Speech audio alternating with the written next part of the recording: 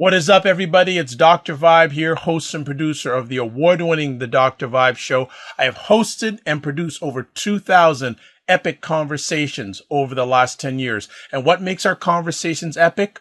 We don't do interviews. We do conversations. What is up, everybody? It's Dr. Vibe, host and producer of the award-winning Dr. Vibe Show.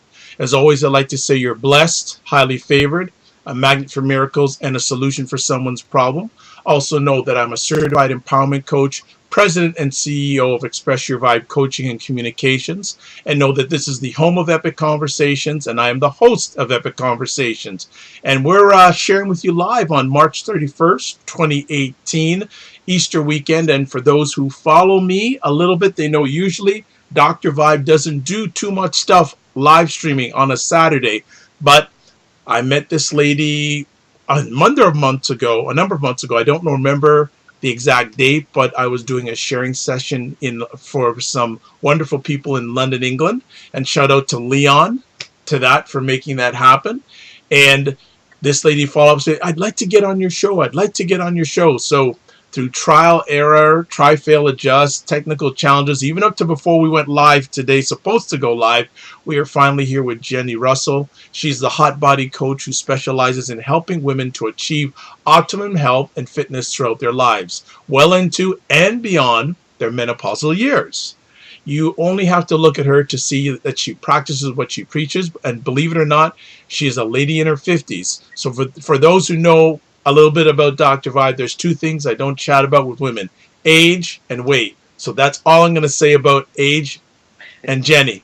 Her career and expertise spans over 37 years, with her having won the British Ultrafit Championship 3 times, a record holder in the event. She was crowned Britain's fittest woman, coupled with her passion to help women rediscover and strengthen their pelvic floor muscles, which improves continence, posture, body shape, and movement, as well as enhanced sexual satisfaction. She is perfectly placed to ensure that their health, well-being, and fitness are given a holistic makeover. As you can imagine, she attracts plenty of media attention, has worked with many celebrities, and has also appeared on the This Morning show that's over in London to demonstrate her expertise. Along with running her health clinic in London's Harley Street, Jenni is a published author of 2 books, Can a Vagina Really Buy a Mercedes? And Pelvic Floor Secrets. She speaks extensively on many health and fitness issues, and award-winning BBC broadcaster Vanessa Fritz described her as having, quote, Obama-like quality, unquote. You can tell that she's no couch potato, nor does she shy away from the controversial, even carrying a scale pelvic floor model to demonstrate how the muscles work. You're not going to get that today, folks, so sorry to disappoint you. She's a natural-born entrepreneur, creating bespoke programs for her clients, running bi-monthly workshops, and her retreats to Vietnam. Quote, how to have pleasures in life, unquote. She works alongside GPs, general practitioners, and health professionals to provide guidance and support to their patients, and is currently liaising on a big project for inclusion in the education system. She also produces her own faith-based clothing, so she doesn't sleep. Just realize that, folks. So, we finally have her on from London, England. Hello, Miss Jenni. How are you today? Hi, I am blessed and highly favored, a magnet for miracles, the solution to someone's problem, and the answer to somebody's prayer. Wonderful. Where did you get that from? I'm not really sure. Okay, man. You sound like you. I won't charge you for plagiarism. All right. Thank you. It's all good. So we finally have made it. We had challenges throughout, but we are finally here, and I figured out the challenges on my end, and Jenni figured out the challenges on her end. So people were expecting to see this conversation start about 39 minutes ago. We're finally here, and I'm going to be tweeting out, so hopefully Jenni's followers will catch it. If not live, it'll be available on the replay. What we like to do with all new friends that come to the Dr. Vibe Show is we all heard all this wonderful stuff about what you've been doing recently and what you're about to do, but we want to know about the young Jenni. Where did Jenni start? So where did Jenni start? Where did I start? Well, first of all, Dr. Vibe, thank you again for your patience, because even down to me changing my service provider for the broadband so this could happen was that's the lengths I went to make sure I could get onto your show. But the young Jenny, I am the second of 6 children. I have 3 sisters and 2 brothers. And I grew up in North London. We were born in East London in Hackney, and then we moved over to North London with my parents. I went to school just around the corner to where we lived. But growing up, I always wanted to be 2 things. I wanted to be a professional tennis player, and I wanted to be a primary school teacher. So they're 2 ends of the spectrum. But I've always loved sports. So my growing up, I did trampolining. I got my badges in trampolining. I roller skated, I ran, I cycled, I played hockey, I swam, I bike ride, horse riding, and disco dancing. Disco dancing. Okay. Disco. Everything seemed to flow there, and then we got that term. But all those pursuits involve some athleticism. So I'll let you away with it. Yeah. But dancing was as well, because when I had disco dance, it was very, very sort of athletic. It wasn't kind of 2-step side by side. It was very much, rag in the back pocket, leather based flat shoes, and dancing with the guys at the front, just, doing some crazy dancing. That was, my life was always about movement. And that's what I've loved all the time. So in the late 80s, at the end of the 80s, I qualified with the YMCA as a fitness instructor and a gym instructor. Hate being called a fitness instructor now, by the way. Can't stand that. But I started off teaching classes, exercise to music circuits with the YMCA, and then slowly progressed into working in different health clubs, running my own classes, and then progressing on from there into running my own business and moving into health and well-being. Okay, well, you're not. That's a little too easy. So we're gonna find out. There's a whole bunch of stuff that missed out there. But what I'm going to do is first of all acknowledge a wonderful lady, Dr. Tachi. She hosts one of the best live streaming conversations called Mediascope every Wednesday at 6 p.m. Eastern Time. It's on Periscope and Facebook Live, and then at 5 p.m. she does a warm-up, I'd like to say, on Instagram Live. So she's chimed in from Florida and says, hey, how you doing? And Dr. Tachi, as always, thank you for taking time out of your positive, productive schedule to share with us. If you have any questions, I will get them on the table. So, Amen. Back to you, Jenny. Back to me. Okay. What was okay, actually I'd like to know, where is your family's heritage from? Okay, so my father, God rest his soul, was from Jamaica. My mum is from Barbados. So the two met over here in London. Sadly, my dad never ever went back to Jamaica, which is quite sad. We actually took my mum back to Barbados last summer. She's away at the moment in Morocco. So I have that sort of mixed West Indian roots within me. But as much as I have those mixed roots, in terms of movement and exercise, as I said, I'm one of 6 people. I'm the one that moves and exercises. My baby brother used to box. He used to be a kickboxer. Wow. And play football. Okay. And that's it. My sisters used to come to my classes, and then they stopped. My older brother, but 1 year younger than me, does yoga, and everybody else doesn't do anything else. So, I've run the New York Marathon. I've run the London Marathon twice. Yeah, I've run the New York Marathon. I ran it in 1997. I did my first. Started running in July '97. Did a race in September. There was a leaflet in the goodie bag, and it said "Nutters wanted for New York Marathon," and so I applied, and I went 7 weeks later and ran the New York Marathon. Okay. All right, I have to ask, where did you get the drive for this athleticism, this fitness, from mom, dad, somebody else in the family, or did it just start with you? No, it just started with me. My dad didn't do any sports. My mum didn't do any sports. My brothers and sisters didn't do any sports. I just started with me. I mean, when I was at school, there was a youth centre across the road. And myself and my sister used to train there, actually, with 2 other ladies, 2 other English girls. But myself and the younger English girl, we were the really fit ones, and the other 2, my sister and the other one, weren't as fit. So we just kind of went clear and did all the crazy stuff. We'd go for a 5-mile run, or we'd start in the tower blocks, 17 floors, and we'd have to run to the top and then double steps down. The last mile back to the youth centre, we had to run double pavements. And then we'd start, Derek made us do loads of weights. So we're just doing lots of weights. We'd do that twice a week. We'd go swimming on a Monday night. We'd go badminton on a Tuesday night. We'd go trampoline on a Wednesday night. Wow. Roller skating on a Thursday. Wow. And then to Royalty in Southgate on Saturday and Sunday. But on Saturday, I played hockey for I used You to go to played what? School. Hockey.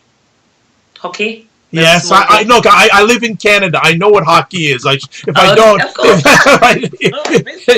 if I don't know, I probably wouldn't be allowed to live in Canada. Not a fan of it, but I know what it is. Now, that's field hockey, right? Field hockey, yeah. Okay, that's what I want to make sure, because there's ice hockey and field hockey. So I did field hockey, but what I would do first, I would get on my bike with 3 gears. Yeah. I would cycle 6 miles to the stables, horse ride, come back, play field hockey, cycle to the gym, have a workout, then go home. That was my Saturday, and then maybe go out dancing in the evening. Maybe. Oh, just maybe. Yeah. Okay. It wasn't enough. Just maybe go out dancing in the evening. Yeah. How did your parents handle your love for athleticism? Was it easy for them? Because you had mentioned to us that they weren't into athletics. You were. Was that a cool thing for them? I think once I started competing in the 90s and I started to win, they were very proud. Before that, I think when we was young, it was just something we did at the youth centre. They weren't really worried about it. But when I started to compete in the 90s, I mean, that was I was teaching a class, a circuit, and I went to a friend's wedding in Jamaica, and this guy came to cover my class, and I said to him, "Just kill him. That's how they like to be." So we just used to go crazy. I came back, and then we started talking, and he said to me, "I'm doing this competition called the British Ultrafit Championships, and I don't think anyone in this country is fitter than you." Oh. For me, it was a throwaway statement. I just thought, whatever. And I went to compete in 93. I came 3rd. In 94, I had my son. In 95, the lady that had won in 94 got Sky to come along and film the competition. Now, and she won, and they were going to film her. Just before you go further, some people may not know. I know what Sky is, but you may want to. Sky TV. Yeah, because we're dealing with a worldwide audience, so some people may or may not know.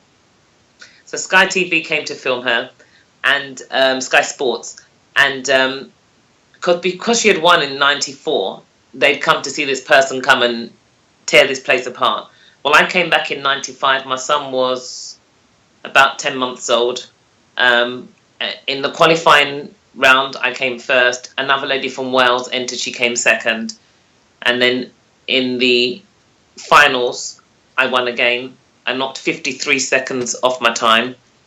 And Nikki came 2nd. And the lady that got Sky to come down came 4th. Oh. So it was quite interesting. So as they say, you mashed her. Yeah, I mashed her, and I set the record that year. But I competed for 8 years. Yep. And in those 8 years, I have 3 silvers, 4 golds, a bronze, and of course, I set the record. Congratulations. So with one of these what did it involve? What was involved in these competitions that you did so well at? Okay, so it was a 10-discipline circuit against a running clock. Every station was kind of literally on top of each other, so you never had time to walk from one station to the next. You had to cycle a mile on an elliptical bike, row 500 meters on the Concept 2 rowing machine. Wow. So they had that set on level 6 for females and level 10 for men. You had 50 lap pull downs, so that's when you're bringing the bar down behind the head and up. 15 kilos for women, 25 kilos for men. 60 hip flex, so that's in that Roman chair where you're suspended on the back bench and bring your knees up to 90 degrees and down 60 times. 30 full press-ups for females, 2 fists, and 50 full press-ups for men. 100 step-ups on a 14-inch bench with 5 kilo dumbbells in your hand for women and 10 kilo dumbbells for men. 60 right-angled crunches, so the elbows have to touch the knees, not the 5 where you normally come up to. So I've got the burns on the back to show that. 40 shoulder press, 15 kilos for women, 25 kilos for men. 800 meters on a 10% incline. So that's like this. And then to finish, 40 bench press, 25 kilos for females and 40 kilos for men. And the year when I won and the guy that won, Hal, won, I did it in 15 minutes and 3 seconds.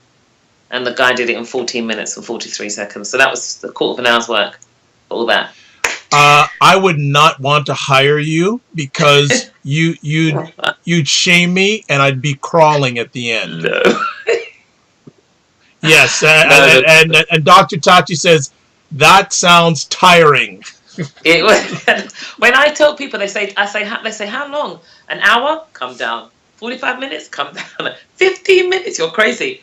I think even in my slowest year, I think it was about 17 and a half minutes at my slowest. So, and then in 2000, I went to the Wadi Rum Desert in Jordan and did Channel 5 Desert Forges. So Channel 5 is one of our TV stations. And I won that as well. Is there any, do you have any video of this? There was a video for Ultrafit. Yeah. But that, like, oh gosh, I mean, that was 1995. I'm showing my age now. So this is a long time ago. Like, phenomenal. When you were competing then, how many other people of color were competing? Now you're asking a good question there. Well, once in a while I ask a good conversation piece, you know? Yeah, well, when I competed in the open heats for the singles, just for women, I think I was one of maybe 2 or 3, if there was 2 or 3 black women. There was hardly any blacks. It was very, very white dominated and very, very white biased as well. How did you overcome that? Just resilience. In '96, when they held the competition in Wales, Nikki was from Wales. They held me up on the sit-ups so that she could beat me. There wasn't a lot I could do about that. So you just come back the following year. I was not going to do it, and then I did it. Just come back and win. Right. You know, it was just a case of the beauty was I did it in 15 minutes and 3 seconds when I set the record in '95. It has never been done in under 16 minutes since. What? Never been done in under 16 minutes, and no one has ever taken that record or got close to it. It's always been 16 minutes and change, so it's never been done in that time. That's phenomenal. So how long has this record lasted for? Well, it's been around since I set that in 1995. Oh my! So we're talking 15, 18 years. Wow! I've got to do this. 5:05:15. No, 23. 23. I'm not. I'm just doing this. That's phenomenal. Yes. Wow! It has not been touched. No. Wow! That's fantastic. That is fantastic. You competed for 8 years. Yes, Dr. Tachi is saying, wow, this is amazing. So she is very impressed. Thank you. She hears you, so she knows. She's hearing you. Was the highlight winning that gold medal in the 8 years? Yes. Every time I won, though, I would never go on the stage to get my medal unless my son was with me. I never put the medal on my neck first. It always went on my son's neck. It was never about when I was on that treadmill and I was running, I'd throw my gloves on the floor, and one glove would be me on the beach and the other glove would be my son. And so it was always every time I won. Why did you do that? Why did I throw the gloves on the floor? No, the medals, you wouldn't go on the podium without your son. Why did you make that of importance? Because I felt like everything was for him. Everything I do is to lift my son up. It's about my son. It's not about me. I do the work, but the rewards, my son enjoys the rewards, how I see it. So he's a part of that journey. Right. What made you leave the competitive world? That competition kind of fizzled out because there was a lot of wranglings with different people.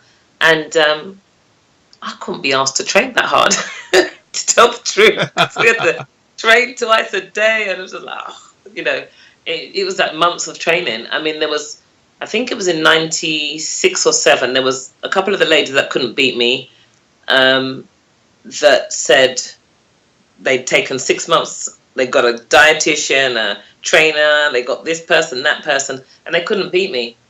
And the reason why they couldn't beat me is because they focused on me and not on the race. Focused on, it was 90% mental, because that competition does not give you the opportunity to recover your breath from station 1 to station 2, station 2 to station 3. You have to get on that station and adjust your breathing as you're pushing or pulling or running or whatever you're doing. And I was good at doing that. But they didn't focus on that. They focused on beating me. I always started the race from behind. Yeah. Then the thoughts would come into my head like, I can't do this. I'm not going to win. Oh, well, you know what? Just keep going to the end. And then I'd keep going to the end. And I'd come through. They'd leave me on the treadmill, but I'd get off, and I was very strong, very powerful. So I'd pass them on the bench press and beat them. But interestingly, in 2001, the last time I competed, I came second. And what they do is against the running clock, and they have 2 lanes racing. So obviously you have your qualifying day, and then on the finals day, the 2 fastest times race against each other. And on that day, I was really tired. I just didn't have any energy, and it's the first time in all the 8 years of competing, I got on the bench press, and I usually just bang them out. But this time I got to like 25 or 30, and I just had to pause for a second to breathe, 3 or 4 seconds. And the lady I was racing, she was ahead, and I come and I beat her, and I was so happy. I thought, that's it, I've won, I've finished, it's going to be 4 golds. And we went outside, and I sat down, and I was breathing, and then the lady in the race before me, for the only time in history, came and said, do you hate me? And I said, well, why do I hate you? Wow. She said, because my race was 4 seconds faster than yours. And it's the fastest time. I didn't race her. The worst way to lose a competition is to lose against someone you're not racing. Right. And I thought it could have been the 4 seconds when I paused on the bench press. But it was 4 seconds. No one could talk to me that day, Dr. Vibe. You could have come to me that day, and I could meet you a year later, and you could say, I saw you last year. I didn't see you. I wasn't talking to anyone. I for all the work I did, I lost to someone I didn't race. And that sat inside of me for days. I just could not get over it. I was just like, how can you, what do you mean 4 seconds? And all I keep saying is, you competed for 8 years and you never stopped on the bench press. And it was the only year you stopped on the bench press. Then you knew it was... So I learned a harsh lesson. Yeah. Until you finished, keep going. Don't think you've won just because you win your race. That's what I learned, but that was the last year I competed. And then I moved on to... Paul Check came over to London, England in 2000. Brought the Swiss ball over. And that's Paul Check Seminar, CHEK, and that stands for Corrective Holistic Exercise Kinesiology. And he's based in San Diego. Right. And he brought the Swiss ball to London. And I had been doing this pelvic floor stuff from the 90s. And he said that if you don't have full function of the transverse, the muscles behind the belly button, you will not have full function of the pelvic floor. Which I was thinking to myself, well, number one, that's rubbish. I've been doing it for years and everyone's getting great sexual results, so that's definitely not true. Number two, I'm the fittest woman in Britain. Do you know who I am? But what was really amazing was he did this exercise of just press-ups, push-ups, and he took a wooden rod, just a wooden dowel rod, and he rested it along my spine, back of my head, between the shoulder blades, and on the bottom. And it was just enough space for your palm to fit through for the low back. And we had to do the press-ups there with complete spinal alignment. And in Ultrafit, I had done 30. In 95, when Sky Sports were there and they filmed it, they said that I had the best press-ups for the day for women and men. They said I'm not the man. My press-ups were superior to the men's. But Paul put the stick on my back, and I could barely do 10. And I thought, wow, I need to be able to, master this exercise because it's going to be crazy. So that's how I started. That's how I shifted from doing all this high performance, mad weight stuff to moving into doing more corrective, holistic work on the Swiss ball. I then produced 4 DVDs on the Swiss ball. I was starting to stand on the Swiss ball, do squats on the Swiss ball, whack medicine balls across the room on the Swiss ball, do all kinds of crazy training, which was much more fun, but much more beneficial to the whole body. So I moved my whole training into that realm, and that's where the competing kind of changed, and much more the sort of balance training came in. And that's what I've been doing for the last 18 years now, 17, 18 years. Thank you for sharing that. Now, you mentioned that you were already doing pelvic floor.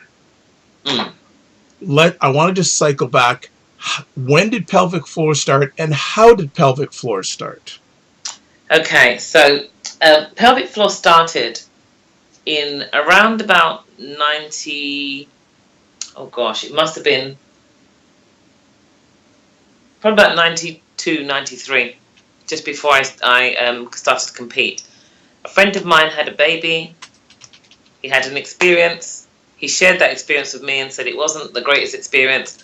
And I really thought to myself, that was the first time I was made aware of what could happen to us down there after we had babies. And I thought, well, I want to know that after I've had my child, or any children I have, I want to still actually have a good functional sex life and not think it's kind of disappeared because the muscles downstairs are going to let me down or change dramatically. So I'm putting it the polite way. So in my classes, we just focus on doing lots of reverse curls and movements that would actually strengthen our pelvic floors, so that we'd always, I said, we'd come back to being like, kind of like pinhead posse, and we'd have this fantastic sexual experience after childbirth.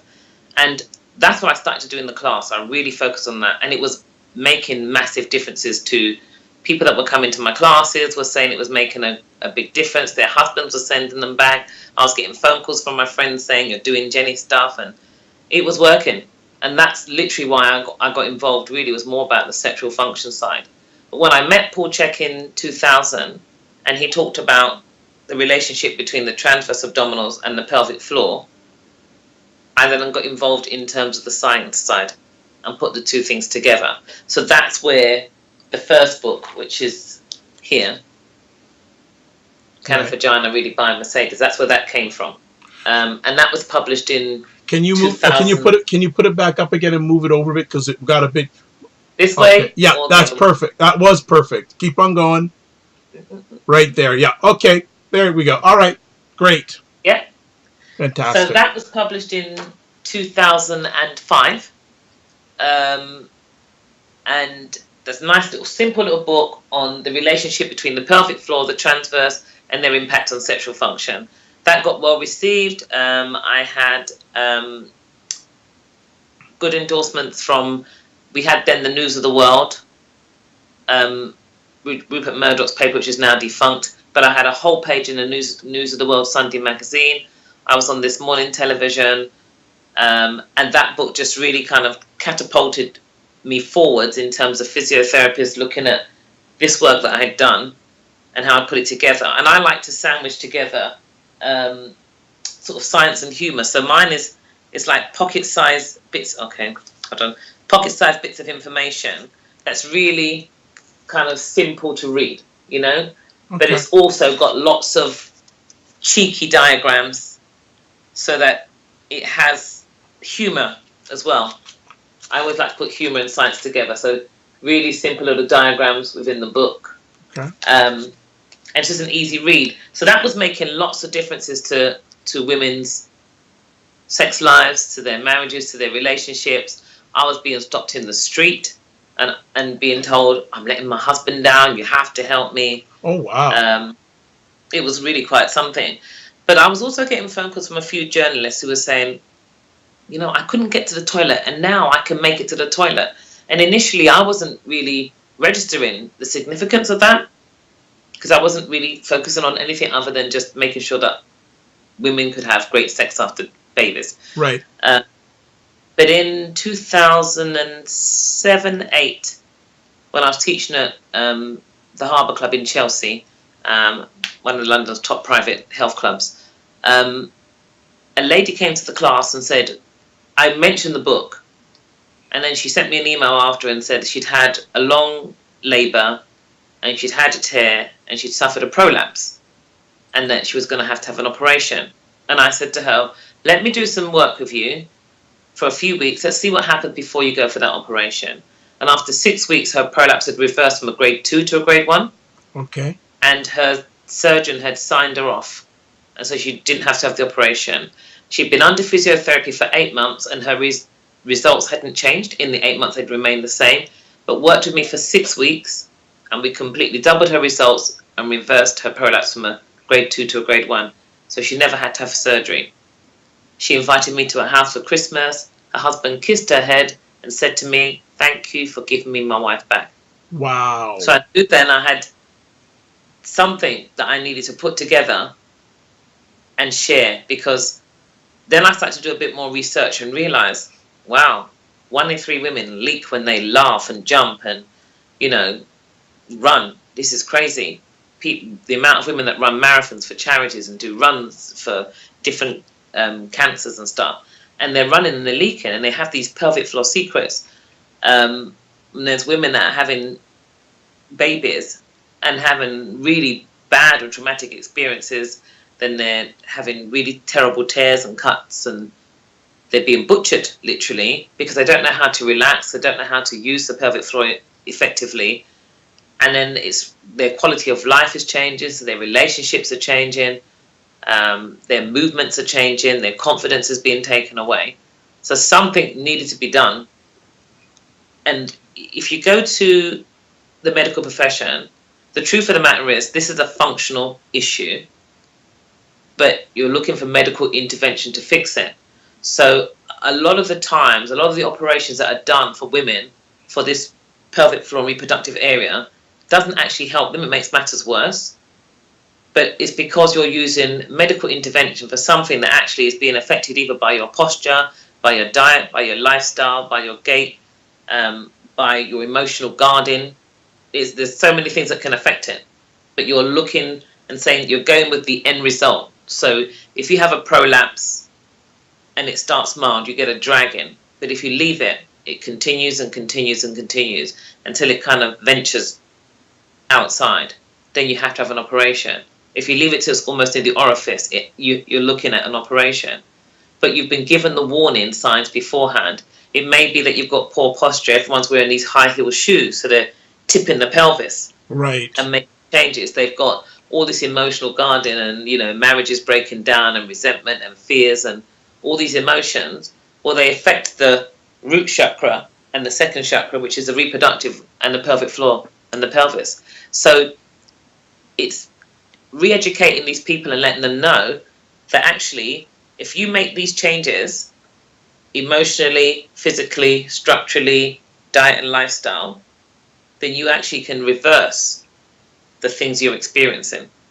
So I look at the whole person, get them to make the changes, they make the changes, and the symptoms they're experiencing disappears. So I offer them 6 rewards, and my 6 rewards are flatter abs, better shaped butt, better shaped thighs, improved posture, dry knickers always, great sex. Which one don't you want? Good taglines. Great taglines. I want to, there's some things I want to highlight as you just shared with us over the last few moments. How long did it take you to write the book, first book? The first book took me about, I'd say just under 2 years. Wow. Just under 2 years. I'm one of those, I'm a different writer. I write when it comes into my head and then I stop. And it goes and I can't write. And then it comes back and I write in a flood and then it goes. So I think from writing, really seriously getting into it, probably I put it down, I picked it up, I put it down, I picked it up. About 2 years. Okay. One of my common conversation pieces, especially when someone writes their first book, do you remember that feeling when you had the first copy that was published in your hands? Yeah. Yes. I remember actually the feeling of actually having the draft in landscape and paper. And we had a party. We was drinking Bollinger champagne. It was just amazing. I was taking it around to places. I was showing this to guys. It's a rhetorical question. And they were looking at the question and going, of course it can. Of course it can. And many people asked me where the title came from. It was literally, I was washing the dishes, staring out the kitchen window, looking into the garden, and it just dropped into my head. And that's how the title came. And the funny thing is, the year before Dr. Vibe, I'd bought a brand new Beetle. And then I went on to, I published in September, the 9th of September, 2005. Right. I went on to This Morning Television the following June. It wasn't until June the following year. And I was very good friends with Sunita. She's a very good friend of mine. And she had just got a brand new Bentley. So when I'd gone on to This Morning, they were saying, forget about the Mercedes. We hear you drive a Bentley. I said, it's not mine. I drive a Beetle. Yes. It was quite funny. But yeah, having that first copy in my hand was, and I was doing a fitness weekend, so I sold them. I had copies for myself to sell. It was amazing. It was amazing. And in fact, actually, I'll tell you a really funny story. My son would have been, well, this was 2005 was when I published. So Jordan was 11 because he was born in 94. And my dad was sitting in the front room watching the TV. They were all at home. We came around the house and Jordan walked in and he had the book. He's 11. He was so innocent. He walked in and he said, and here we have this little book my mum produced, can a vagina really buy a Mercedes? Oh my. My brother looked at him. My dad just looked and he looked at the TV. Oh wow. But he was so proud. He was like, look what my mum done. He was so proud. It was so sweet. Nice. So were you ready for the overwhelming reaction that you had to your first book? No, not really. Because it was a bit of fun. I wrote it as a bit of fun. I still didn't have that kind of business mind to think, where's this going to take me? I just thought, I've been saying this in class for years. I keep doing it. Let me put it in writing. People can use it. Then maybe I won't get stopped in the streets or at parties at night time, you know. Because you'll be in a party. I'll be in a party and they'll be like, you got to help me. I'm letting my husband down. I'm like, okay, call me on Monday. We're raving now, you know. Wow. So I wasn't expecting that. Response. It was quite nice when the Institute of Chartered Physiotherapists contacted me and different people contacted me. But I've had more response and a different response to the second book than I have to the first one. Okay, and the second one... Yeah, it's a great segue because I was going to ask about your second book. Yeah, so the second one, I've got that label on there. But the second one is Pelvic Floor Secrets. Okay. And actually, what's really funny is when I first published this, I thought the title was a real come down because the first one's really quite a spicy title. Catchy. Like I said, into my head, yeah. The second one, at first, it took me a while to get used to it because I was thinking it sounds quite boring by comparison. But actually, it's really, really clever because what's your pelvic floor secret? Is it one that debilitates, that you have to hide? Is it one that empowers you and allows you to sort of jump and run freely, throw your head back and laugh without any worries? So it's actually worked out really well because I can use it. What's your pelvic floor secret? There's many women walking around with a pelvic floor secret they don't want to share. Whereas I want to share mine. Mine are for sharing. So when I sign my book, I always say the only secret's worth sharing. Because those secrets will actually empower you. Those secrets will give you what I said. It will give you a better body shape, better posture, better gait, you know, drier knickers, better sex. It's just going to reward you in all ways. It's going to empower you. You learn about how your body works. And once you understand how your body works, you can improve it accordingly. And that's all that matters. If you can, you know, as I said, you know, I don't mind sharing my age. You know, I'm 55 now. I've got no worries about sharing my age. I'm still wearing, and I can still wear, the same T-shirt I brought when I went to the first Case to Soul Weekender in London, up north somewhere in England, in 1979 to fit chest 34. I can still wear that top, you know. I can still, last summer my family, we went to Barbados, as I said, with my mum. Yeah. My son and I, we went running every morning. We went to the gym every day. We even played tennis 4 or 5 times. We carried everything. I carried my neutralizer, my weights. I carried my Swiss ball. I carried my running shoes, my tennis racket. We carried everything with us. So I'm hoping I'm not going to run out of battery. I'm going to have to go and plug my phone in a minute. We ran, we swam, we worked out on the beach. I can still do all of those things. I don't stress about, thinking, oh, I'm too old to do these things. This afternoon, I was playing tennis. I was in a competition, a social tennis. I was playing tennis this afternoon. And I can jump around without any fear. I don't have that fear. And I want women to have the same thing, to be empowered. I'm always being commented on how great my posture is and how well and how tall I stand. I'm 5'3", but everyone thinks I'm taller. Right. I have good posture, good gait. I can sprint, I can jump, I can run. I can jump on the trampoline with my nieces, which is something that women should be able to enjoy with their children, not have that fear that if they jump onto a trampoline, many women say, oh, I can't do that. No, I can't do that. That's ridiculous. Well, okay, so if your battery is running down, if you want to go get something to plug it in, Can I get the lead? Yes, Good, so okay.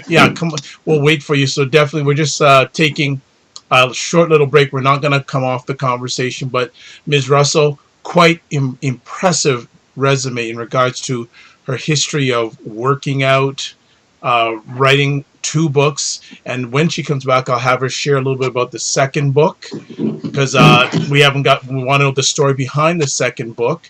And there she is back, and she's going to plug in her phone so it doesn't run out on us. Okay, and are we good to go? Fine. Yeah. Okay, there we go. So as we have you back here, what was the story behind the second book? Did it take less time to write? Did it take less than 2 years to write? I think it took about the same time, 2 years. But there's a big difference in like the thickness of the second book to the first one. Right. This is like 65 pages. This is like 230. And there's a big difference. And what was the why? It seems that you were able to get more content in the same amount of time, correct? I think now I started this, might have taken a bit less time actually. I think I started this about 2011. I just felt like I could write more fluidly, and I learned a lot more as well.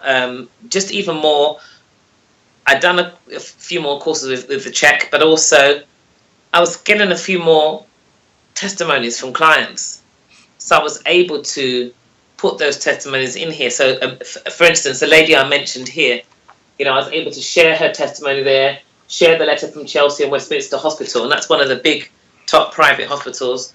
I was able to put these things together, but I realised that there wasn't anything there that women could turn to. I mean, it's quite technical, but I always like to sandwich together science and humour. So I have poetry mixed in with some cheeky pictures, mixed in with the facts.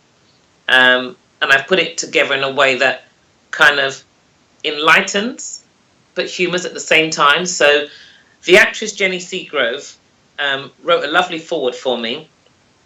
And one of the lines I really like, she just says, Jenni grabs the ball and gets on with it, with humour and seriousness sandwiched together in the most unlikely combination. And hey presto, suddenly nothing seems embarrassing and everything seems important. And that's just a really good way of putting it. So my drive is to take away the embarrassment and the stigma and the silence behind pelvic floor or even reproductive health. Because over here, a friend of mine had done the study, a friend of mine, Sichuan, from the womb room, and she'd given me the statistics that women are losing up to 4 sick days per year because of...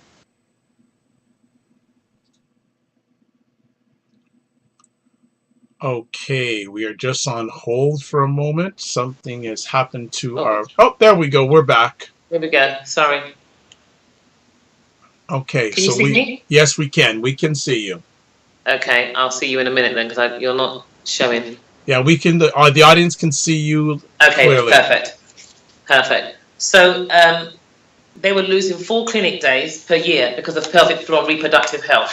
So what needs to happen is women need to understand that as much as they're chasing their careers or doing whatever they're doing, they're using their body to do it. And I always say that the pelvis and the pelvic floor, which is our center of gravity, is the foundation of everything we do. So what we need to be able to do is to look at how that affects everything. If that's your center of gravity and everything meets there, then surely you should be interested in what it does for you. So if I move away from babies, if I move away from sex and just look at the way it affects your body shape, that's going to get people interested. The way it affects the way you walk, the way you stand, the way you void, your movement ability, that gets people more interested. But that's his everyday role. That's what it has to do. For me... Go ahead. Yeah, so for me, it's really just to get women to understand that these muscles that link our inner and outer worlds are actually the foundation of everything you do and the true measure of your confidence. How has, over your journey, this subject, has there been any change in the understanding and acceptance of what you are doing from the time you started to where you are at now? And if it has changed, how has it changed? Are people more understanding? People more willing to listen? They're more willing to listen now. And what's been really, really interesting, Dr. Vibe, is in the last 5 or 6 months, there's been a lot more media interest in the pelvic floor, but only in terms of dysfunction. So what happens, of course, what makes good stories and what makes drama is sadness and, drama rather than sort of good news stories. We've got this and it can fix this. We've got this, we can fix this. So I actually wrote an abstract last year. I've been writing abstracts yearly for the International Continence Society, and last year they accepted my abstract. So it was part of the conference in Florence last September. So I went to Florence. Now, some of the workshops you had to pay for. So I paid some money to go to the ones with the urologist regarding the mesh, regarding incontinence. And I was really shocked when these urologists and doctors were talking about the first operation, the second operation, the third operation. They're past 40, take out the womb, undo the reverse the operation to take them out of pain. So they're guessing. They're not really sure what's happening. The operations are not really working. I came back, and then literally 2 weeks after, there was a program on BBC One Panorama about the mesh. There's a lady in America that was paid $57 million in compensation because it kind of just took away her quality of life. Wow. But even got all that money, she said she spends 90% of her day in bed. She couldn't stand up, so she had to be taken in a wheelchair to her daughter's wedding. So what quality of life has she got? Her husband said he has not been able to make love to his wife for the last 10 years. So these are the debilitations that can happen from what was a 20-minute surgery for a bladder suspension, which may have happened after childbirth. But that may have been that there's a relationship between the lower abdominals and the pelvic floor, as I said at the beginning. And if the pelvis is tilted too far one way and the tummy becomes distended, the pelvic floor muscles, which go underneath, are going to become longer and distended. So the bladder can become displaced and it can start to drop down. So there is a lot to know about your diet and lifestyle, and understand that the abdominal wall, the muscles are there to hold your organs in their natural position. And if they become more and more distended, then the potential for the internal organs to fall down against the uterus, which acts as a buffer to stop the organs pushing onto the bladder, can then displace the bladder and push it further down into the vagina and create a prolapse. And then because no one wants to do any exercise or movement, an operation seems to be the easiest answer. But if it goes wrong and it nips something, then the pain and debilitation means a second operation, a third operation, or then a reversal altogether. But by this time, the woman is in so much pain and anguish, she can't walk, she can't move, her quality of life has been diminished, she's lost her job. So the emotional cost, the physical cost, outweighs any private healthcare. Mm-hmm. And Dr. Tachi is saying this is very interesting what you are sharing. with our audience. What, if anything, are men telling you or asking you? And I know this is primarily aimed for women, but do you ever get any male clients? I've got 2 on my books right now as we speak. There we go. I work with men too. So men come along for either a prostate-related issue or testicular-related issue, but mainly usually a prostate-related issue. Then if the prostate becomes enlarged, the urethra runs straight through it. It blocks the urethra. They can't wheeze, and they have to be catheterized, and it becomes quite painful. The beauty is, I mean, they can order the book online from my website as well, but the beauty is, there is the men's chapter, testicular and prostate issues. I've covered it completely. The diagrams, I said, are beautiful, really beautiful illustrations, you know, really well done, really tastefully done. But I talk about the issues. For a lot of men, it's usually linked to stress. And again, as I said to you, the root chakra is our sex organs, and then the second chakra is like our reproductive organs are behind the abdominal wall. And that's where all our emotions are housed. That's where everything comes in, even for men, into the hip flexors, into the groin, and it directly impacts them. So if a man has an enlarged prostate, that's going to affect his ability to empty his bladder effectively, which becomes very painful and can become toxic. So we can't have that. It's also going to create problems with erectile function. If a man doesn't do anything about it either, and he has an operation for a prostatectomy, then his potential for erectile dysfunction significantly increases, as does dribbling. And then he has to look at doing adult nappies for men, which is never good. So as I said, these are usually functional issues. So 3 years ago, I was working with a lady.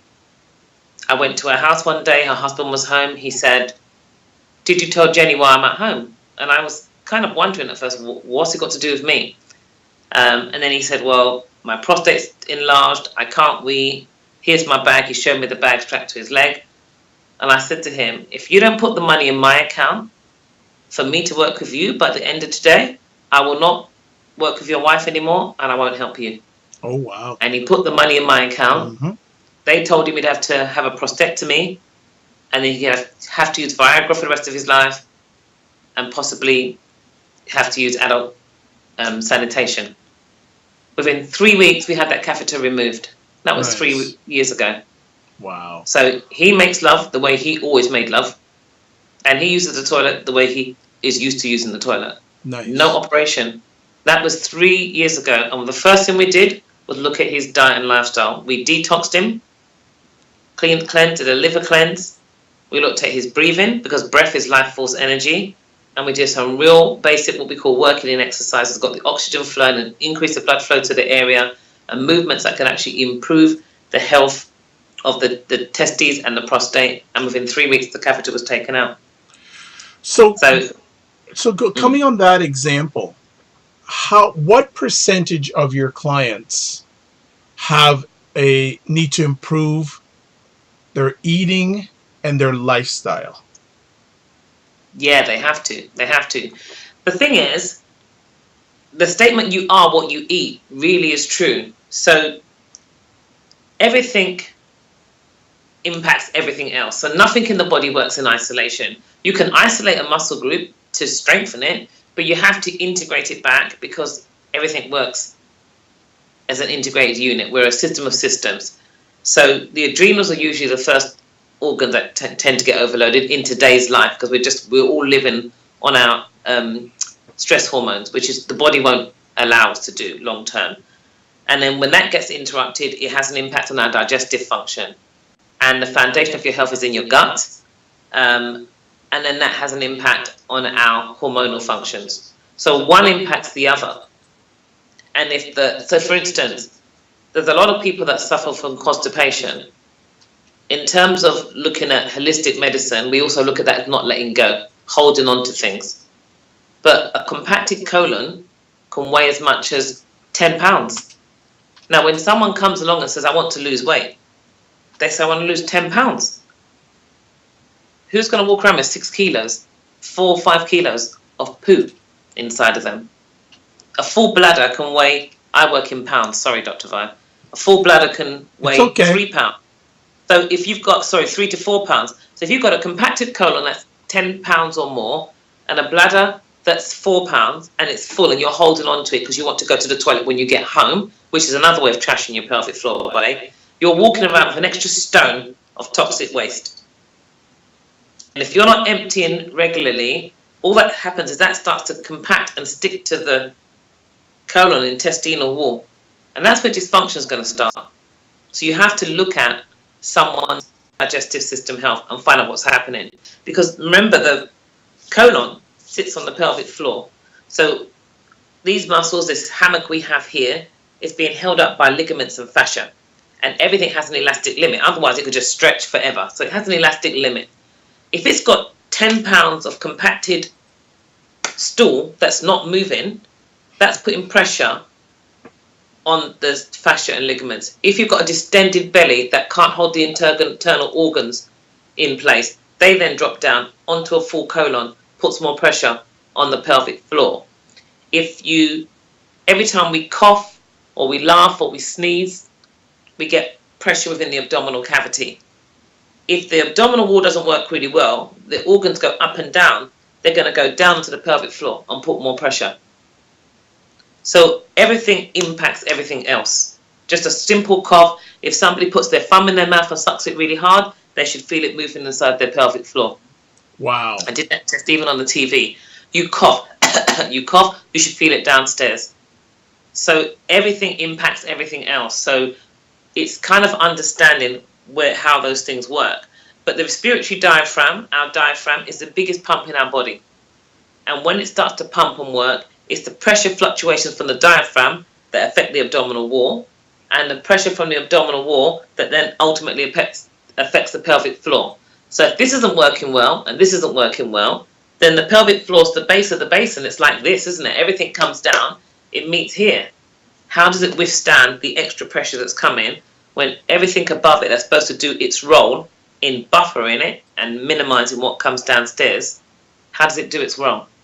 So if you just go to the doctor and you've got a bladder that's distending and that's dropping down, and they suspend that bladder with a ligament inside the body that's supposed to hold the pelvis in place, now it's holding an organ in place as well, and you still don't do any work to strengthen the muscles or adjust the posture or change the diet and lifestyle that created the problem in the first place, it's the reason why the operation is usually repeated within 5 years. Wow. Because it has a very poor and very short shelf life. But that's because you've only dealt with the prolapse. You know, if you've got, if your tires keep wearing out on your car, but your suspension has gone, and you just keep changing the tires and you don't address the suspension, you can't wonder why your tires and the wheels keep getting messed up. You're just addressing that. You have to find out why the tires keep going. If they go that quickly, you'd investigate and find out, oh, the suspension's gone. And you'd go over a bump and you'd hear the whole car clanging. Right. So you'd know there's something wrong. You'd fix the suspension. Well, that's what you need to do with the pelvic floors. You've got to fix the suspension. It is a suspension bridge. You've got to fix that and allow the ligaments and fascia not to be overstretched continually past their elastic limit. Because if they go past their elastic limit, then they're not going to hold anything up. Okay. Well, does that make sense? Absolutely. I think we should call you Dr. Jenni. Thank you. After that explanation, as we're winding down our conversation, because we're getting low on time, what has been some significant highlights in your journey with this? Significant highlights in my journey, or some highlights? I would definitely say one of my favourite statements, as I said, was when the husband said, "Thank you for giving me my wife back." Right. I had a client who had been married for over 27 years and had always had quite bad vaginal laxity and incontinence, and had never ever felt her husband in intimacy. Within 3 months, she could feel her husband and he could feel her. That was significant because they had been everywhere. But I just put my sensory program together, and within 3 months she came back and said to me, "I can actually feel him." and he came in to say thank you as well. So I think those things are real. It's just changing the life one person at a time. Right. I've had inquiries from Australia, from Austria, from lots of people I have from America. I've had women that have flown over and come into clinic to get help, to come to see me because they can't find it in their own country. I find that really humbling, and I also find it quite scary. But in saying that, Dr. Vibe, I am launching tonight my online service because I do recognise not everyone's going to fly in from Timbuktu. Right. If they go on the website and have a look, if the first 10 people book, they can get that £200 cheaper than it will be by Tuesday. And so I'm going to launch a 6-week online service because I always thought it would be hard for me to do that. But I have to find a way to be able to offer something to women right across America, especially in Canada, because not everyone has the ability to be able to make the journey to London. But it is quite touching and humbling when, especially from Australia, a lady was coming with her daughter because she'd been suffering for 7 years and couldn't find any help in Australia, and they was flying over, mother and daughter, to London to see me. So those things are highlights. They're more highlights than, having the work in magazines and papers is great. I've been approached by quite a lot of journalists recently, and I've written for different magazines and given expert advice, and those things are really good. But it's that one change for that one person's life when they come in crying and I don't want an operation, or I don't want to lose my marriage, and I want to be able to jump on the trampoline with my daughter and not feel embarrassed. And you make that change and give that person what they want. I think it's priceless. I think I've got the best job in the world. I take the most intimate part of somebody's body, the man that can make love without having to use Viagra. I take the most intimate part of your body, show you how you can empower yourself with it, give you the tools that you need to do it, and allow you to work. I do the whole follow-on program and allow you to work towards independence and take back control and have your life back. I think that's priceless. It is. What is up next for you? So what's up next for me is I've written the course. I want to get the accreditation for the course so that I can actually train the midwives and the trainers, so that pelvic floor secrets becomes the standard, it's the norm. And also to get this education program that I'm in liaison with at the moment into the school curriculum. Because if I can get children from school age to look at their pelvic floor muscles in terms of performance, sports performance, injury prevention, gait and movement, avoiding low back pain, big issue with weak pelvic floors, and kids in their rucksacks. If I can make those changes now, then we won't have the litigations that we have. We won't have the trauma. We won't have the midwives over here 2 years ago tried to vote to make C-sections mandatory so they wouldn't be sued from the perineal trauma in childbirth. We won't have those fears because when a child comes through the vaginal canal, it's like a cementing and a sealing of the skeletal structure. It kind of fuses the head and the bones, and it also coats them in that venix and that real coating of immunity that takes their immune system up here. But if we stop children from coming through the vaginal canal for fear of having been sued, then their skeletal structure is never as strong and their immunity is compromised. I don't want, and some women will actually say that because they didn't give birth vaginally, they don't feel like they had a child. They don't feel as connected. There's a connection there. But I want women to be able to have that experience, enjoy that experience, and know, you can have a hot body afterwards and great sex afterwards, and you don't have to be scared to give birth, because there's as many women that are suffering, there's 3 times as many that are not. So therefore, what's their secret? What did they do differently? Right. It's become much bigger, and 1 in 3 women are suffering, but that means 2 in 3 are not. So you're in the 1/3. I want everyone to be in the 2/3, and it is possible, because we shouldn't get to the point where we're being told to save for our future, save our pensions, but we save our pensions, and then we're being told, after we go through the menopause, well, the muscles of the vagina are going to shrink, and the muscles going to become thinner, and it's going to make penetration much more painful, and we're going to become drier, and everything's going to fall out, and our hair's going to fall out, and we're not going to be able to move. We're going to have backache. I'm just like, kill me now. Well, what have I got to look forward to? Well, I'm saying, and that's the title of my third book, is How to Live a Fabulous Life After 50. I'm saying, go out and play tennis, dress sexy, do your hair, feel great, have youthful skin, understand that you can take great collagen supplements in the form of powder, and the same way women are running around sticking collagen in their face to plump it up and not looking at downstairs. Take it in a supplement, so it's great for your hair, great for your nails, great for your skin. Breathe well, get rid of the toxins. 70% of your toxins come out through your skin. The youthfulness can be in your eyes and in your face. Understand water, understand breath. Value your sleep. Value your sleep. It will be well for you in long days. And understand working in exercises, working out exercises, and the importance of a good foundation. And that's your pelvic floor. That's me. I think we're just going to edit right like that. We have to say thank you so much. Wow. And Dr. Tati says she is so knowledgeable.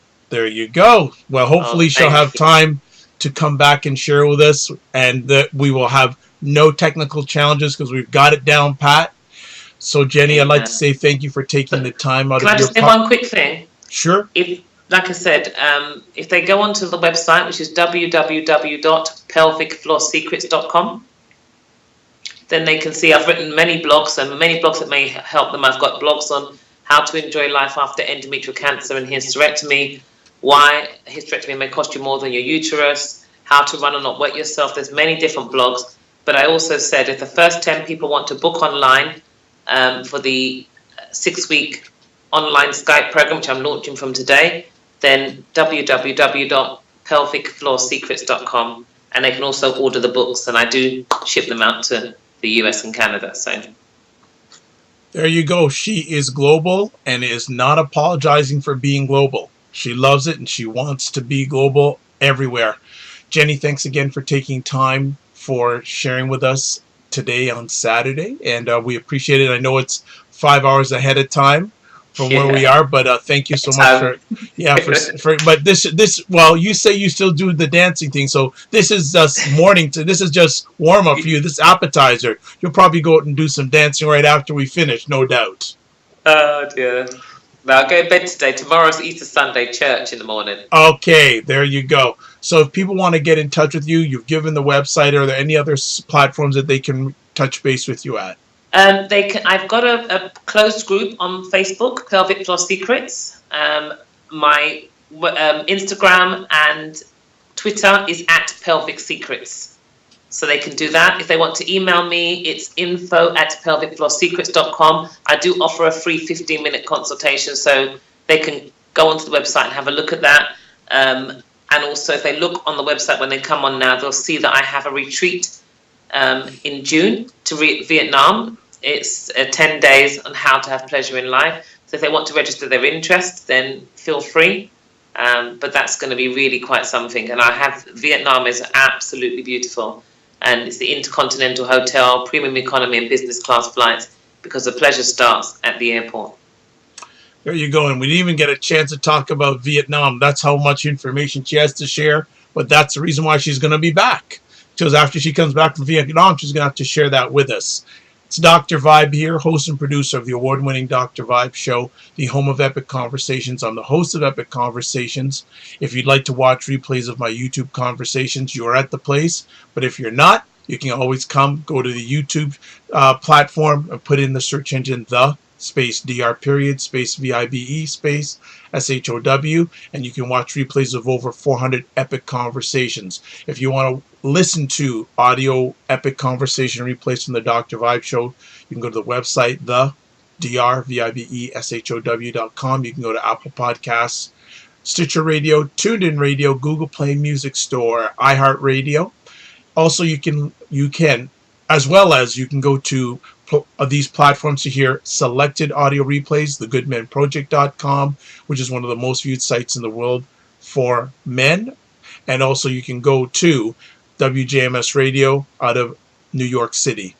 I'm also a certified empowerment coach, president and CEO of Express Your Vibe Coaching and Communications. If you'd like a complimentary 30-minute session, please reach out to me at Twitter, drvibeshow, email address, dr.vibe at the drvibeshow.com, or you can go to my website, go to the top, click on Contact the Dr. Vibe Show, and you can contact me via email, audio, or video right from my website. I'm also a brand ambassador for the only online magazine dedicated to African Americans in food, wine, and travel. The name of the magazine is Cuisine Noir Magazine. The website address is cuisinenoirmag.com, as well as providing a service for entrepreneurs and business people called Getting Media Coverage, where I help businesses elevate their business by getting the media promotion. And finally, you can catch me every Friday morning at 7:25 Eastern Time on WURD on a segment called The Week That Was. WURD is Pennsylvania's largest Black-owned radio station. They are on AM and FM in the Philadelphia area on 96.1 FM, 900 AM. The segment is hosted by Ike Raw and also Christopher Flood, the drummer Norris. The segment is called The Week That Was, where we talk about stories that made news and stories that didn't make news that should have made news over the past week. So that is it. Four last things. First things, I'd like to say thank you so much to Dr. Tachi for hanging in for the whole conversation. Very much appreciated and not taken for granted. And again, check out Tachi Wednesdays, 6 p.m. Eastern Time on Facebook Live and Periscope with an epic conversation called Mediascope, which gives a great review of media, pop, and culture. Media, pop, and culture, and tech too, rolled in there. And also she does a warm-up show at 5 p.m. Eastern Time on Instagram Live. Now I will end off with three last things. First of all, live your life as a dream. If you can dream it, you can make it. Second of all, sometimes you have to get smaller to get stronger. And finally, block assumptions. Thank you so much for watching this live on the replay. God bless, peace be well, keep the faith, and we always like to say, finally, walk good. Bye-bye. What is up, everybody? It's Dr. Vibe here, host and producer of the award-winning The Dr. Vibe Show. I have hosted and produced over 2,000 epic conversations over the last 10 years. And what makes our conversations epic? We don't do interviews. We do conversations.